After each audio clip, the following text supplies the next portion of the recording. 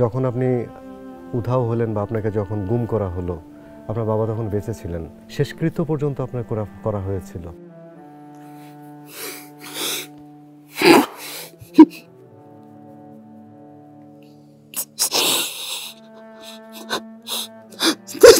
আমি যে ফিরে আসবো সেটাও তাদের বিশ্বাস করতে পারছিল না। তারপর অপেক্ষা করতে করতে করতে করতে তারা আমার শেষকৃত্য তারা করে দিল।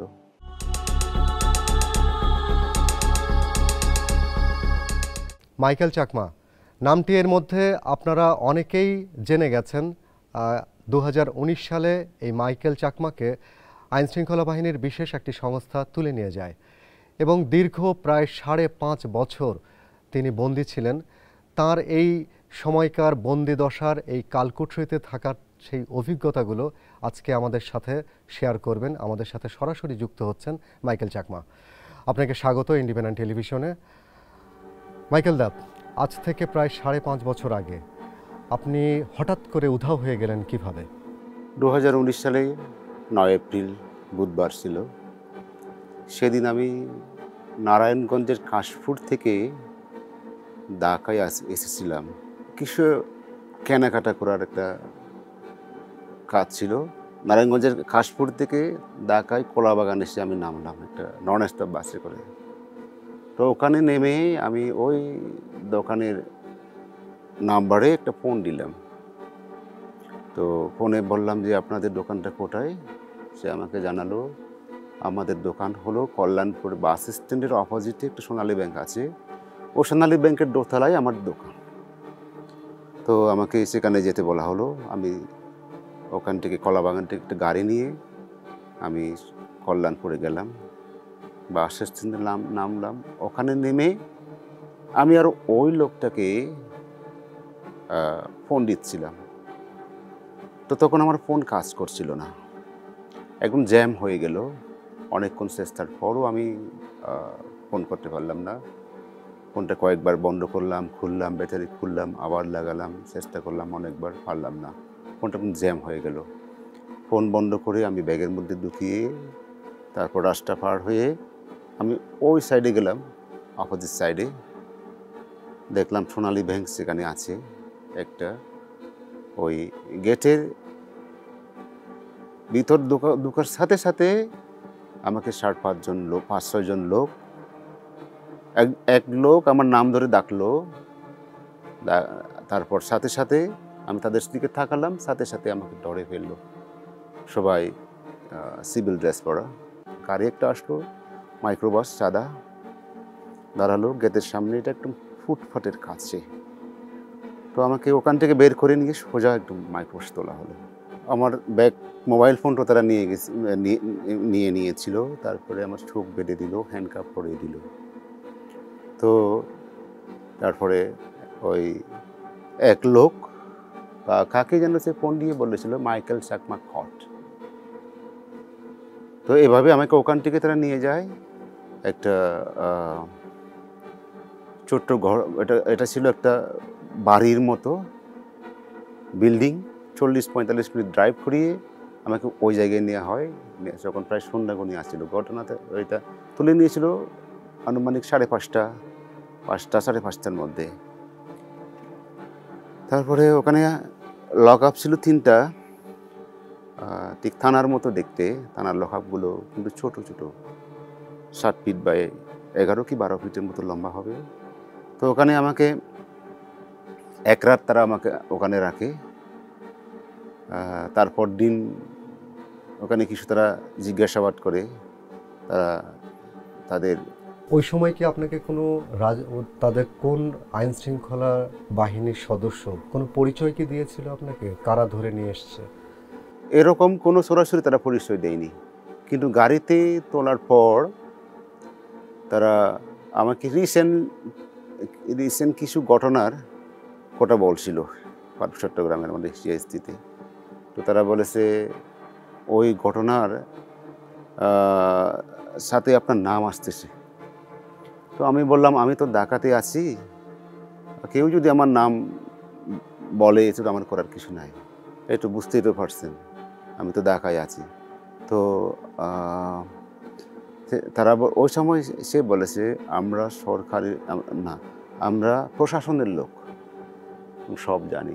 তারপর দিন তারা আমাকে কোটাও নিল না। আমি দুপুর যখন তারা আমাকে কোটাও নিচ্ছে না, আমার মধ্যে সন্দেহ হয়। আমি প্রথমে ভেবেছিলাম এটা থানা বা অন্য কিছু হবে, যেহেতু মানে এটা থানার মতো ছোট জায়গা। পরে চিন্তা করলাম যে যদি থানাও হয়, কিন্তু এখানে কোনো লোক আসতেছে না কেন, কোনো কোলাহল নেই, কোনো কথাবার্তা নেই, কোনো পুলিশের লোক দেখা যায় না। যদি থানা হয় তাহলে তো লোকজন আসবে, এখানে বিভিন্ন কাজে তাদের মানে মানে তাদের সমস্যায় লোক সমাগম থাকবে। হ্যাঁ, থানার মধ্যে কথাবার্তা শোনা যাবে অনেক, মানে এরকম কিছু, কিন্তু একদম নীরব কেন ওই জায়গাটা। তো তারপর দিন রাতে কিছু কথাবার্তা বললো, ওই কথা তারা নোট করতে পারেন ঠিক মতো। তারপর দিন 10 তারিখ আমাকে সকালবেলায় আরও চোখ বেঁধে দিয়ে কালো টুপি পরিয়ে দেয় বাইরে, আবার ওখান থেকে ওখানেও তা করতো, চোখ বেঁধে দিয়ে কাপড় দিয়ে টুপি পরিয়ে দিয়ে অন্য একটা রুমে নিয়ে তারা আমাকে আরও ওই আগের রাতে যে কথাগুলো বলছে তা রিপিট করতে বললো, তারা বারবার নোট নিতে। তারপরে ওইটা ওই সময় আমার চোখ খুলে দিল, বললো চোখ খুলে দিয়ে একজন লোক চোখ খুলে দিল। চোখ খুলে দিয়ে আমি দেখলাম ওখানে শুধু একটা টুল, কাতের টুলের উপর বসানো। ওরা নিজেরাই দুজন লোক, একজন লুঙ্গি পরা যে আমার নোট ডাউন করছিল, লুঙ্গি পরা ছিল, সেও টুলের উপর বসা, আর অন্য লোকের টুলের উপর বসা। এছাড়া আর অন্য কোনো কিছু ওখানে দেখিনি। আপনার সাথে যখন জিজ্ঞাসাবাদগুলো করা হলো, কি বিষয়ে জিজ্ঞাসাবাদগুলো করেছিল তারা? ওই 10 তারিখ রাতে আমাকে ওই জায়গা থেকে আবার অন্য একটা জায়গায় তারা নিয়ে যায়, ট্রান্সফার করে। তো ওই জায়গায় নিয়ে মূল জিজ্ঞাসাবাদটা তারা ওখানে, ওই ওই যেখানে আমি 5 বছর 3 মাস ছিলাম, ওই জায়গায় গিয়ে তারা জিজ্ঞাসাবাদটা শুরু করে। কি বিষয়ে জানতে চেয়েছিল? প্রথমে জানতে চেয়েছিল আমার নামে মামলা আছে তা আমি জানি কি না। কি মামলাগুলো? কি অস্ত্র মামলা? না, এটা মামলা ছিল নানিয়ারচরে একটা হত্যাকাণ্ডের মামলা। নানিয়ারচর উপজেলার চেয়ারম্যানকে মারা হয়। তো ওই ঘটনায় ওখানে একটা মামলা দায়ের করে। ওখানে প্রায় 50-এর কাছাকাছি তার দেখা হয়, অভিযোগে আসামি দেখা হয়। ওই লিস্টে আমার নাম ছিল 46 অথবা 7, যতটুকু মনে আছে আমার। তারপরে আমার বলেছিল শেখ হাসিনা 2014 সালের নির্বাচন, 5 জানুয়ারি নির্বাচনের আগে খাগড়াছড়িতে একটা তাদের নির্বাচনী সমাবেশ ছিল তার। ওই সমাবেশে সেই একই দিনে পাহাড়ি ছাত্র পরিষদ বহুদিন আগে ডিসি থেকে একটা পারমিশন নিয়ে তাদের কর্মসূচি তাদের সেখানে ছিল, ডিসি থেকে পারমিশন নিয়ে আসছিল একটা কর্মসূচির। এখন শেখ হাসিনার নির্বাচনী সমাবেশ উপলক্ষে ওই পিসিপির ওই আগে থেকে নেওয়া পারমিশনটা ডিসি বাতিল করে দেয়। তো এর প্রতিবাদে পাহাড়ি ছাত্র পরিষদ একটা অবরোধ কর্মসূচি দেয়, ব্লকের মানে রাস্তা রোড ব্লকের নাম কর্মসূচি দেয়। তারা আমাকে বলেছে ওই তুমি তো ওই হাসিনার সমাবেশে, মানে প্রায় প্রধানমন্ত্রীর সমাবেশে, তারা তখন তো হাসিনা সরকার ছিল, তো প্রধানমন্ত্রীর সমাবেশে তুমি বাধা দিয়েছিলে, ওই রোড ব্লক করেছিলে, ঘাস কেটে দিয়েছিলে রাস্তায়, লোকজনকে আসতে দাওনি তুমি। তো এটা ছিল একটা অভিযোগ আমার। আমি তো বললাম না, আমি ওই কাজটা করিনি, এটা পিসিবি করেছে, এটা একটা পিসিবির করেছে, এর সাথে আমি জড়িত ছিলাম না। অস্ত্র নিয়ে যে আপনাদের সাথে খুব বেশি অভিযোগগুলো বারবার আমরা দেখি যে ইউপিডিএফ এর নেতাকর্মীদের হাতে এতগুলো অস্ত্র পাওয়া গেল, তারা হচ্ছে অমুক জায়গায় গিয়ে তারা এই অপারেশন করতে গিয়ে এতগুলো অস্ত্র উদ্ধার হয়েছে, এই যে নানান রকমের নাটক আমরা দেখতে পেতাম, এগুলোর সাথে আপনাদেরকে আপনার কোনো ইনভলভমেন্ট নিয়ে তারা কোনো প্রশ্ন করেছিল জিজ্ঞাসাবাদে? হ্যাঁ, আসলে ওখানে অস্ত্র উদ্ধার তাদের একটা এটা প্রমোশন বাণিজ্য, নাটক সাজায়। 2007 সালে আমাকে যখন গ্রেপ্তার করে শেষের দিকে জরুরি অবস্থার সময় সেনাবাহিনী আমাকে অনেক দিন ক্যাম্পে, সেখানে যে জোনে, তাদেরকে জোন বলে, আর্মির বড় একটা জায়গা। প্রায় ১ সপ্তাহ আমাকে তারা ওখানে আটকে রাখে। শেষ পর্যন্ত অনেক নির্যাতন করার পর, মারধর করার পর তারা আমাকে ক্রস ফায়ারে মারার হুমকি দিয়েছিল। বলেছিল তোমাকে ক্রস ফায়ার দেবো, তারপর মুখের ভিতর বন্দুকের ব্যারেলটা ঢুকিয়ে দিয়ে পুরো এখন মেরে ফেলবো। সে আমার পরে আমার খাদের উপর বন্দুকের নলটা রেখে এক টান দিয়ে দুটো গুলি বের করে দিল একদম খাদের উপর দিয়ে টাং টাং করে। তারপর অনেক মারধর করলো। পরে আমাকে অস্ত্র গুঁজে দিয়ে তাদের থেকে আমার কাছ থেকে কোনো অস্ত্র পাইনি। অস্ত্র গুঁজে দিয়ে তারপর তাদের নিজেদের থেকে ওই সাদাবাজি এরকম কিছু করে আমার বিরুদ্ধে দুটো মামলা দায়ের করে ২০০৭ সালের শেষের দিকে, একটা অস্ত্র মামলা, আরেকটা হলো সাদাবাজির মামলা। তো ওই মামলায় তখন জরুরি অবস্থা চলছিল। পরে প্রায় আমি ১৬ মাস, প্রায় ১৭ মাসের কাছাকাছি জেল কাটার পর আমি জামিনে বের হলাম। তো দেখেন সেখানে এই অস্ত্রের ব্যাপারটা আসলে তারা যে অস্ত্র উদ্ধার করে এটা নাটক। আচ্ছা দাদা, আপনারা যে প্রায় ৫.৫ বছর আপনি আটকা থাকলেন একেবারে কালকোঠরিতে, এই সময়টায় সকাল রাত এটা কি বুঝতে পারতেন কি হতো এই সারাদিনে ২৪ ঘন্টায় এই ঘরের ভেতরে, এই টর্চার সেলের ভিতরে? চারিদিকে দেয়াল একদম গুহার মতো করে তৈরি করা, কবরের মতো করে তৈরি করা। তারপর ওখান থেকে দিন রাত বোঝার তেমন একটা অবস্থা থাকে না, কিন্তু একমাত্র বোঝা যায় সেখানে কোনো কোনো সময় আজান শোনা যায়, আজানের শব্দ শোনা যায়। যেখানে কাছাকাছি কোনো কোনো জায়গা থেকে ওই মাইকের শব্দটা একদম সরাসরি ওই রুমের দিকে আসে। তো ওখান থেকে আজানের শব্দ শোনা যায়। আজানের শব্দ শুনলে বোঝা যায় এখন সকাল বিকাল রাতের খবরটা বোঝা যায়। খাবার দাবার কি দিত আপনাকে?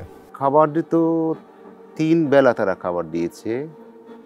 সকালে নাস্তা দেয়, দুপুরে ভাত আর সবজি, ডাল, আর আপনার প্রতিদিন তারা একটা বাইরে রোটেশনে মাছ, মাংস, ডিম থাকে। তারপরে রাতেও ঠিক সেম খাবার দেয়। সকালে নাস্তার একটা প্রতিদিন আলাদা আলাদা করে দিত। নাস্তার আইটেম দেখলে বোঝা যেত যে আজকে কী বার। পরে আমি সেটা অনেক পরে সেটা বুঝতে পারলাম, রুটিনটা আমি বুঝতে পারতাম যে তখন আমার ওই যে আজকে কী বার সেটা আমার অন্য কোনো হিসাবে না গিয়ে নাস্তার দিকে তাকালে, আইটেমের দিকে তাকালে বুঝতাম যে আজকে এই বার। প্রতি শুক্রবারে তারা খিচুড়ি দিত, খিচুড়ি দেখলেই মানে বুঝতাম আজকে শুক্রবার। এখন একটু যদি বলতেন যে আপনাকে যখন ইন্টারোগেশনে রেখেছিল, আপনার সাথে যখন হচ্ছে কথাবার্তা বলেছিল, নানান রকমের যখন প্রশ্ন করা হতো, আপনাকে শারীরিকভাবে কোনো নির্যাতন কি করেছিল বা কোনো বাধ্য করেছিল যে এটা না করলে পরে তোমাকে মেরে ফেলবো বা এটা করবো, এই ধরনের কোনো কিছু ফোর্স করেছিল এরা? আমাকে ফিজিক্যালি তারা সরাসরি টর্চার করেনি, মারধর করেনি, কিন্তু একদিন আমাকে একটা চেয়ারে বসানো হলো। এটা নেয়ার ৩ দিন পর মনে হয়। ওই চেয়ারটা এমন অবস্থা যে এভাবে হাতটা রেখে হাঁটলে লক করার ব্যবস্থা ছিল, লক করে দিল। পায়েও লক করার ব্যবস্থা আছে ওই চেয়ারে, পাও লক করে দিল। তারপরে একটা দড়ি আছে ওখানে, ওই দড়িটা চ্যাপটা বেলের মতো কোমর থেকে পেঁচিয়ে একদম হাঁটে এরকম করে পেঁচিয়ে মাথা সহ চেয়ারে সব মানে একদম বেঁধে ফেললো আমাকে। নড়াচড়া করা যায় না এভাবে। তো চেয়ারটা একটু ইয়ে করলে, একদম রোলিং চেয়ার, এটা একটু ঘুরে তো আমাকে বলা হলো যে তোমাকে আমি এখন 240 ভোল্টেজে ইলেকট্রিসিটির 40 ভোল্টেজে পুড়ে ফেলবো। তুমি সত্য কথা বলবে, তোমার অস্ত্র কোথায়? তো আমি বললাম আমার কাছে তো কোনো অস্ত্র নাই। আমার কাজ হলো আমার মিডিয়ার সাথে যোগাযোগ রাখা, এখানকার যারা আমাদের রাজনৈতিক সমমনা দল আছে তাদের সাথে যোগাযোগ রাখা, আমার বিশেষ করে প্রশাসনের সাথে যোগাযোগ রাখা। এই কাজটা আমি করি। আমি ঢাকা শহরে থাকি, আমার কাছে কোনো অস্ত্র নাই, বিশ্বাস করুন। আমার কোনো অস্ত্র নাই, আমি আপনাকে অস্ত্র দিতে পারবো না। সেটা আমার পক্ষে সম্ভব নয়, আমার কাছে অস্ত্র নেই, আপনারা যা কিছু করেন করতে পারেন, আমার কোনো অস্ত্র নাই। তো এই কথা বলতে সে পরে আবার বললো যে জয়া শেষের অস্ত্র আছে কিনা এখানে, তাদের কার কাছে অস্ত্র আছে। বললো আমার বিশ্বাস হয় না যে কারোর কাছে অস্ত্র থাকবে, জানি না আমি। তো এই কথা বলে পরে আর তারা বাডনটা খুলে দিল, তারপর আমি স্বাভাবিক হয়ে গেলাম। আর ওই চেয়ার থেকে নামিয়ে আর টুলে বসালো আমাকে। তারপর আরেকদিন আসলো, সে আমাকে একটা এভাবে একটু জোরে বাড়ি মারলো, মানে হঠাৎ করে এভাবে একটু জোরে বাড়ি মেরেছে। আমি অনেক পেটা পেয়েছি, আমি ডাঁটের দিয়ে একটু খুব বেশি। এরকম ছাড়া ফিজিক্যালি টর্চার তারা আর আমাকে করেনি। আপনি ছাড়া অন্য কোনো বন্দীকে কি দেখেছেন বা তাদের কোনো কথা কি কখনো শুনেছেন, তাদের সাথে কি কখনো কথা হয়েছে আপনার? আগে যেখানে ছিলাম প্রথম যখন ৯ তারিখ, তারপরে যে ফার্স্ট বছর যেখানে কাটালাম, ওখানে গিয়ে দেখলাম সেখানে অনেক লোক আছে। দেখলাম বলতে কি শোনা যায় আর কি, বুঝতে পারলাম। রুমগুলো ৫টা ৫টা করে 10টা রুম থাকে একটা জায়গায়, হাতা রাস্তা থাকে। ওই 5টা রুমে লোক থাকলে এক সাইডে ওই ইয়েটা এমনভাবে বানানো যে সাধারণ শব্দ করলেও অনেক দূর থেকে শোনা যায়। আমরা যেভাবে কোটা বলছি এটা অনেক দূর থেকে তা শোনা যায়। তো এরকম মানে ইয়ে করে সাউন্ডটা হাইকো হয়, নামাজ পড়ার তা শোনা যায়, মানে বুঝতে পারি ওইখানে অনেক লোক আছে। কিন্তু কথাবার্তা বলার সুযোগ নাই, দেখাদেখি হওয়ারও সুযোগ নাই। সামনাসামনি রুম থেকে বের করলে তারা চোখ বেঁধে দেয়, হ্যান্ডকাপ লাগায়, চোখ বেঁধে দেয়, দেখতে দেয় না বাইরে কিছু। কিন্তু একটা সুযোগ ছিল এরকম যে বাথরুমের দরজায় ছিদ্র আছে, ছোট একদম ছোট করে ছিদ্র আছে। ওই ছিদ্র দিয়ে বাইরের হাতা রাস্তাটা দেখা যায়। তো একটা জায়গায় অ্যাটাচ বাথরুমের সাথে টয়লেট অ্যাটাচ ছিল না, আলাদা আলাদা বাথরুম আলাদা, টয়লেট আলাদা। তারপর একজন লোককে টয়লেটে নিয়ে তারপর ওয়াশরুমে ঢুকায়, গোসলখানায় ঢুকায়। বাথরুমে যখন সে গোসল শুরু করবে আরেকজনকে টয়লেটে নিয়ে আসে, ঠিক সেম মানে রাস্তা দিয়ে। তখন ওই বাথরুমে থাকা ওই ছিদ্র দিয়ে ওই লোকটাকে যে নিয়ে আসতেছে তা দেখা যায়, মানে এদিকে কিন্তু চোখ বাঁধা, শুধু মুখটা দেখে। কিন্তু তবু বোঝা যায় লোকের বয়সটা, বোঝা যায় কোনো কোনো লোকের বয়স একটু কম, কোনো কোনো লোকের বয়স একটু বেশি।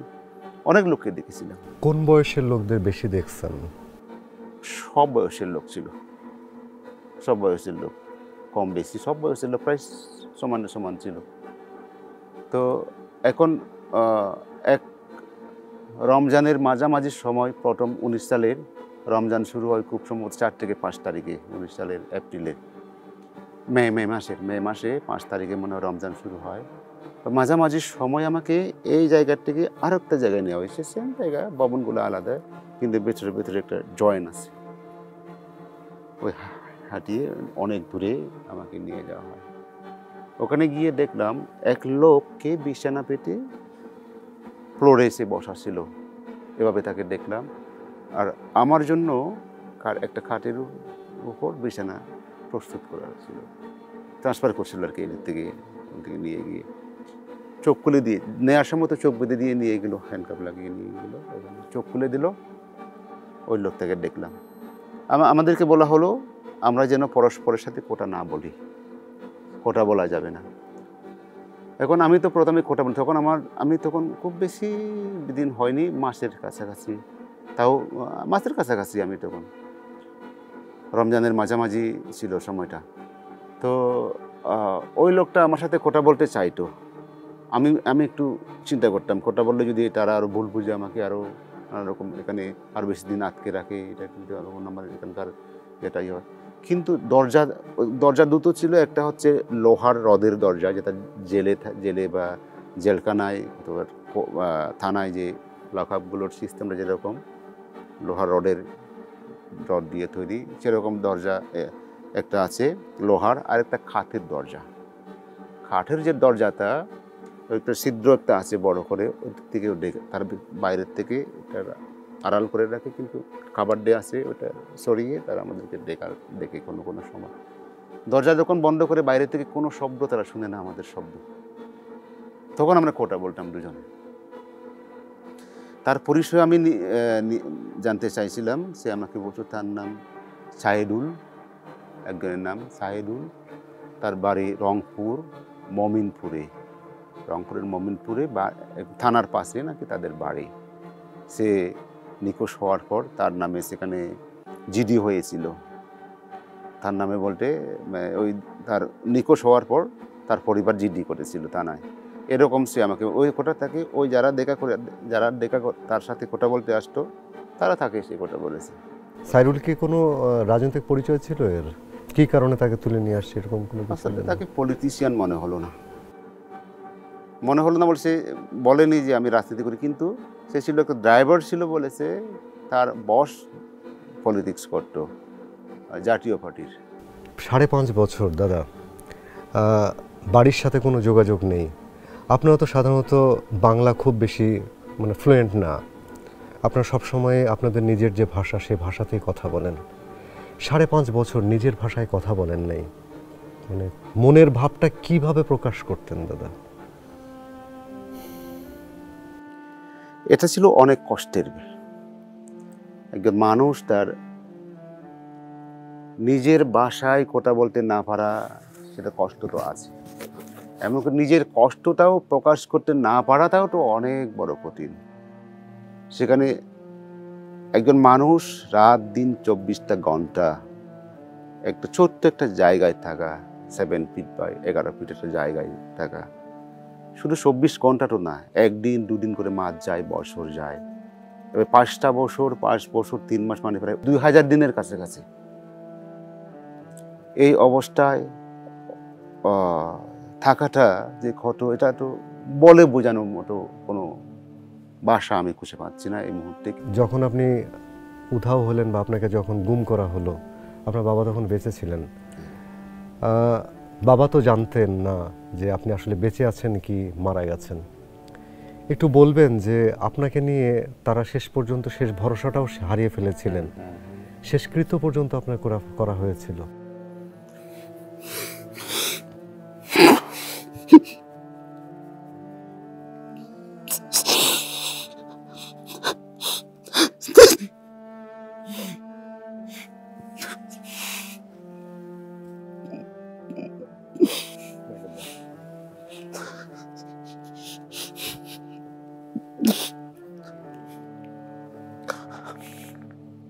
বাবা আমার বোনদেরকে বলতেন যে আমার সাথে যে ফোনে কথা বলতে চায়, বোনেরা পরে তাকে বলতে বাধ্য হয়েছিলেন যে আমার এই অবস্থা হয়েছে। আমি এখান থেকে যখন সারাপি গেলাম, আমি চিটং গেলাম, বোনকে আমি ফোন দিলাম, যখন বাবার কথা জানতে চাইলাম আমার রাতে, সে কান্নাকাটি করতে লাগলো। তখন বুঝতে পারলাম বাবা আর নেই। আমি যে ফিরে আসবো সেটাও তাদের বিশ্বাস করতে পারছিল না। অনেকেই তাদেরকে বলে যে আর তো ফিরে আসার সম্ভাবনা নাই, দেশে অনেক লোককে মেরে ফেলা হচ্ছে, এই হচ্ছে সে হচ্ছে, তার মেরে ফেলে লাশ গুম করে দেওয়া হয়েছে এরকম। তারপর অপেক্ষা করতে করতে করতে করতে তারা আমার শেষকৃত্য তারা করে দিল। আমি আর ফিরে আসবো না। শেষের অংশটুকু যদি একটু বলতেন যে আপনাকে কিভাবে বের করলো। আমাকে ওই 7 তারিখ সকালবেলায়, ভোরবেলায়, আনুমানিক 3টার দিকে হবে রাতে, আমাকে ঘুম থেকে জাগালো তারা। আমি মনে করছিলাম বোর হয়ে গেছে। আমি যে সময় আমাকে ওয়াশরুমে নিয়ে যাই প্রতিদিন, তার এসে আমি প্রার্থনা করি, তারপর কিছুক্ষণ পরে নাস্তা নিয়ে আসে, আমি ওই সময়টা কাউন্ট করে থাকি এভাবে। তো সেদিনও আমি সেই হিসাবে ধরে নিয়ে আমি ওয়াশরুমে গেলাম, এসে প্রার্থনা করলাম, এসে বসলাম, পানি খেলাম, চেয়ারে বসলাম। বসে একজন লোক আসলো, তার হাতে একটা হ্যান্ডকাপ আর একটা টুপি। ওই টুপিটা কালো কাপড়ের টুপি, মানে পুরাটা সেরে দিলে একটু এই পর্যন্ত চলে আসে কাপড়টা, টুপিটা। তারপর ওটা বাস করে এই পর্যন্ত করে, মানে এই পর্যন্ত। তারপরে দুটো কালো কাপড় ওই টুপিটা নিয়ে আসলো। সে আমাকে বললো যে আপনাকে আমি চোখ বেঁধে দেবো, আপনি কিছু মনে করবেন না। আমি বললাম বেঁধে দেন, অসুবিধা নাই। তো চোখ বাঁধলো, হ্যান্ডকাপ লাগালো, তবুও বলে নাই যে তারা আমাকে ছাড়বে। তো ওখানে নিয়ে আসার সময় সে আমাকে বলতে লাগলো যে আমাদেরকে ক্ষমা করে দিবেন। তারপর গাড়িতে তুললো, গাড়িতে তোলার পর আমি ধরে নিয়ে এসেছিলাম অন্য একটা জায়গায় ট্রান্সফার করে নেবে। পরে দেখলাম গাড়িতে যখন লং টাইম যাচ্ছে একদম স্পিডে, কোনো সময় আমার মাটা একদম ওই ড্রাইভারের সিটের পেছনে এভাবে লুকিয়ে রাখা হয়, আমার উপর একটা লোক আড়াল করে রাখে। তারপর আবার কিছুক্ষণ পর আমার উঠিয়ে এভাবে সিটের উপর হেলান দিয়ে বসতে বলে ঘুমান। এরকম তারা প্রায় সময় করতো। আমি তো এটা অবাক হলাম যে এটা তারা কেন করছে, আগে তো করতো না, আগে যতবার আমাকে তা করেছিল। তো তারা FM-এ হাই ভলিউমে গান ছেড়ে দিল। গাড়ি চলতে চলতে চলতে আমি পরে আজানের শব্দ শুনলাম, একদম ফজরের যে আজান, সে আজানের শব্দ শুনলাম। গাড়িটা চলছিল। তো এক সময় FM-এর গানটা আর ধরে না, একদম ছুট মিলিয়ে গেল, শুধু শাঁত শব্দ হয়। তো বুঝলাম যে আমি ঢাকা শহরের অনেক দূরে চলে গেছি। এখন আমাকে দূরে কোথাও তার ট্রান্সফার করে নিয়েছে। 3-4 ঘন্টার মতো ড্রাইভ করার পর আমাকে বাম সাইডে ঢুকানো হলো। ঢুকিয়ে তারপর গাড়ি থামলো, আরেক পার্টি এসে আমাকে ট্রান্সফার করলো আরেকটা গাড়িতে। সেখানে ওঠার পর আমার হাতের হ্যান্ডকাপটা খুলে নিল, চোখের টুপিটা খুলে নিল, বাটনেরটা খুলে নিল, একটা বাটন থাকলো চোখে শুধু। ওই গাড়িতে ওঠালো, তখন আমার হাত খোলা ছিল। বসিয়ে তারা ওই গাড়ি চলে গেল। ওই গাড়িতেই করে আমাকে তখন আরও নিয়ে চলাচল গাড়িটা শুরু করলো আমাকে নিয়ে। ওই কিছুক্ষণ পর এক লোক গামছা 2 টুকরা করে আমার একটা হাত, একটা দিয়ে এক অংশ দিয়ে হাত বেঁধে দেয়, আর একটা দিয়ে চোখ বেঁধে দেয় তারা। ওই যাওয়ার সময় এর কিছুক্ষণ পর সে আমাকে হঠাৎ করে বলতে লাগলো, তুমি চিৎকার করবা না, ডাকাডাকি করবা না, একদম গুলি করে মেরে ফেলবো। এই লোকটা কি বলি, তাহলে কি ওরা আমাকে আসলে মেরে ফেলবে? আমি বললাম, না ভাই, আসলে আমি এরকম কিছু করবো না, আমার কাছ থেকে এরকম অনাকাঙ্ক্ষিত কিছু আপনারা পাবেন না, যা বলবেন আমি তাই করবো বলেন। তো সামনে ওই আমার বাম পাশে বসা লোকটা আমাকে বললো, আপনার কি বাড়ির ফোন নাম্বার জানা আছে? আমি বললাম না। তা নিয়ে আমার ভয় লাগছিল যে হয়তো আমার মেরে ফেলার পর আমার লাশটা নেওয়ার জন্য তারা আমার বাড়িতে ফোন দেবে। তো আর কিছু যেতে যেতে এই 10 মিনিটের মধ্যে এগুলো হচ্ছে, 10 থেকে 12 মিনিটের মধ্যে। গাড়িটা বেশি দূর যায়নি আর ওখান থেকে আমার তারপর ওই সামনে সিটের বসার যে লোকটা বললো, সে আমার নাম জিজ্ঞাসা করলো, আমার নাম বললাম। তারপরে সে আমাকে জু জু বললো চাকমা ভাষায়, আমার নাম বলার পর সে বললো যে তুমি সকালে কিছু খেয়েছো? বললাম না, খাইনি। অসুবিধা নাই, আমরা তোমাকে এই কিছুক্ষণ পরে আমরা ছেড়ে দেবো, 15-20 মিনিট, 20-25 মিনিট, এরপরে তোমাকে আমরা ছেড়ে দেবো। তারপরে বিশ্বাস করতে পারছিলাম না। এই 10-12 মিনিট পরে গাড়ি থামলো একটা জায়গায়, দরজাটা খুলে আমাকে ধরে নামালো, একদম খুব তাড়াতাড়ি নামিয়ে একদম ওই স্পিডে হাঁটিয়ে নিয়ে গেল একটা জঙ্গলি রাস্তা দিয়ে। বুঝতে পারছিলাম, আমার তো লুঙ্গি পড়া ছিল, আমি বুঝতে পারছিলাম এটা জঙ্গলি একটা জায়গা। আমি হাঁটতে পারছিলাম না বেশি জোরেও, তো অনেক জোরে হাঁটে। ওখানে নিয়ে গিয়ে আমাকে বলা হলো বসো, বসলাম। তারপরে বলা হলো শুয়ে পড়ো, শুয়ে পড়লাম। সকালে বৃষ্টি হওয়ার পর মাটি ভেজা ছিল, তো শুয়ে পড়লাম ওখানে আমি। তারপরে সে আমাকে বলল, এখান থেকে আধা ঘন্টার আগে তুমি উঠবা না, আধা ঘন্টা পর তুমি উঠবা, উঠে দৌড় মেরে পালিয়ে যাবা।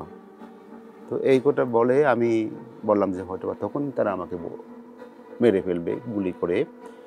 তখন তারা বলবে যে লোকটা পালিয়ে যাওয়ার সময় আমরা তাকে গুলি করে মারলাম না, ক্রস ফায়ারে, বন্দুকযুদ্ধের কথা বলবে, ক্রস ফায়ারে মারা গেছে। যেটা বিগত সময়ে এরকম আমি অনেক কাহিনী আমি পড়েছিলাম, আমারও জানা আছে, এই মাথায় কাজ করছিল।